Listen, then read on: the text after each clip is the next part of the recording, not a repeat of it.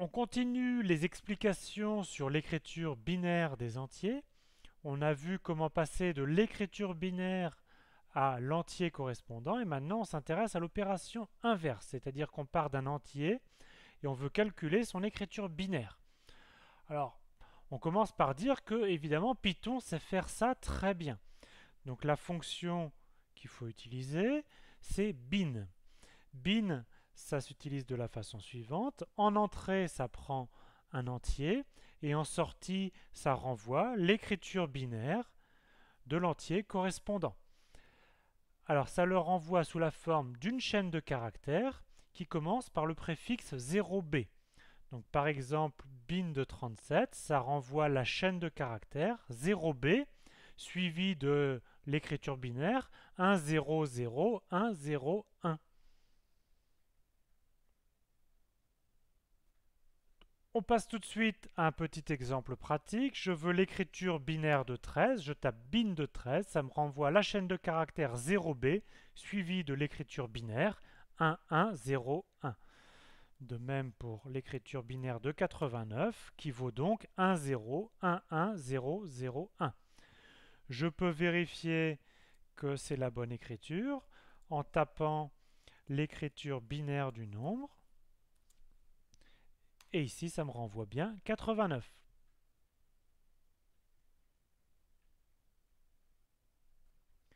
On veut calculer nous-mêmes l'écriture binaire d'un entier donné. Alors ça marche sur le même principe que le calcul de l'écriture décimale, sauf qu'au lieu de faire des divisions euclidiennes par 10, on va bien sûr ici faire des divisions euclidiennes par 2. Donc je te rappelle que n pour 102, c'est-à-dire c'est n modulo 2, c'est le reste de la division euclidienne de n par 2. C'est donc un entier qui vaut soit 0, soit 1. Et n double barre de division 2, c'est le quotient de la division euclidienne par 2, c'est aussi un entier. Alors voici le principe général du calcul de l'écriture binaire. Donc on part d'un entier n et on va faire une suite de divisions euclidiennes par 2. À chaque fois, on va calculer le reste et donc ce sera un entier 0 ou 1 qui va correspondre au chiffre de notre écriture binaire. Et on va aussi obtenir un quotient et on va itérer le processus pour ce quotient qu'on va diviser par 2 et on prendra le reste, etc. etc. Et on s'arrête une fois qu'on obtient un quotient qui vaut 0. À la fin, on obtient une suite de restes et l'écriture binaire, c'est la suite de ces restes mais pris en partant de la fin.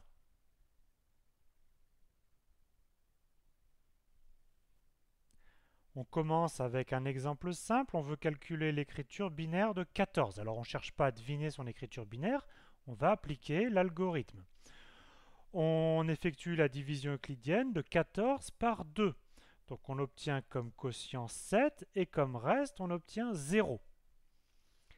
Maintenant on repart du quotient qu'on a obtenu. On a obtenu comme quotient 7, on effectue toujours la division euclidienne par 2.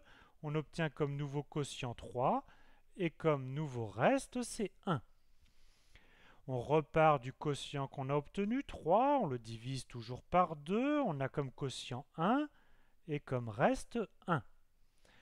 On repart du dernier quotient obtenu, c'était 1, on le divise par 2, là on obtient comme quotient 0 et comme reste, on obtient 1. Maintenant, on regarde les restes qu'on a obtenus en partant de la fin. Le reste 1, le reste 1, le reste 1 et le reste 0. Et donc c'est exactement l'écriture binaire de notre nombre. Attention, on lit de la droite vers la gauche. 1, 1, 1, 0, c'est l'écriture binaire de 14.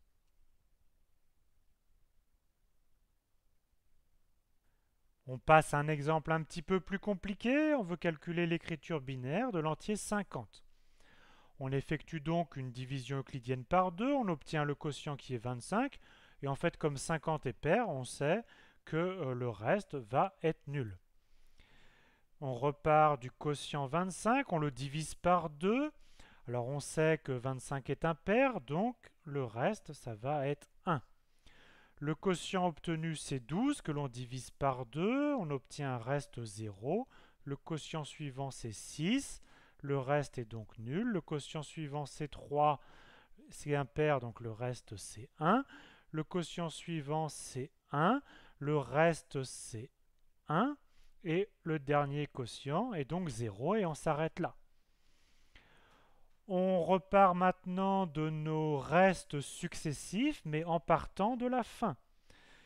Et donc, on obtient l'écriture binaire 1, 1, 0, 0, 1, 0, en partant de la fin. Et donc, l'écriture de binaire de 50, c'est bien 1, 1, 0, 0, 1, 0. Alors maintenant, tu as un double travail à faire. Tu as ici une liste d'entiers. Eh bien, applique l'algorithme à la main ici et calcule les divisions euclidiennes successives pour trouver l'écriture binaire de chacun de ces entiers. Et deuxième partie du travail, utilise la fonction bin de Python pour vérifier tes résultats. Maintenant, comme on a une méthode claire pour calculer l'écriture binaire d'un entier n, tu vas pouvoir programmer une fonction entier vers binaire qui en entrée prend donc un entier n et en sortie renvoie la liste de ces chiffres correspondant à l'écriture binaire. Par exemple, si en entrée l'entier n vaut 204, alors ça renvoie la liste de ces chiffres en écriture binaire, la liste 1, 1, 0, 0, 1, 1, 0, 0.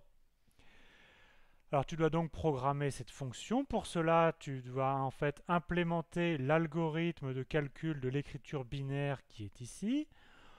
On part d'un entier n strictement positif, et donc en sortie, on aura la liste de ces chiffres de l'écriture binaire. Au départ, on part d'une liste vide, et donc on va faire un calcul en modifiant la valeur de n à chaque fois, et donc on commence par faire une boucle que l'on répète tant que n n'est pas l'entier nul. Donc au départ, on calcule n modulo 2, c'est donc le reste de la division euclidienne de n par 2 qu'on ajoute au début de notre liste. Et ensuite, on change la valeur de n, on calcule n divisé par 2, et ça nous donne la nouvelle valeur de n. Et on répète le processus jusqu'à ce que n soit nul. À la fin, on a donc une liste de chiffres 0 ou 1, et ça, c'est la liste de notre écriture binaire. Voyons ce que tu dois obtenir une fois que tu as implémenté cet algorithme. Par exemple, avec n égale 74, quelle est l'écriture binaire de 74? Eh bien, l'écriture binaire, c'est ici 1, 0, 0, 1, 0, 1, 0. Alors tu peux facilement le vérifier en demandant à Python quelle est l'écriture binaire de 74, qui est bien ici 1, 0, 0, 1, 0, 1, 0. Il y a une autre façon de vérifier tes fonctions. Tu pars donc d'un entier n, ici 74, tu calcules la liste donc, qui correspond à l'écriture binaire de ce nombre. Donc ça, c'est ce qu'on a déjà fait. On obtient ici l'écriture binaire. Mais maintenant, tu repars donc de la liste de l'écriture binaire que tu as obtenue et tu transformes cette liste en un nombre entier, comme on l'avait implémenté dans une autre vidéo. Et donc, tu obtiens un entier et tu dois vérifier que l'entier obtenu, c'est le même qu'auparavant. Et donc ici, quand on repart de cette liste-là et qu'on calcule l'entier qui correspond, on obtient bien l'entier 74 de départ.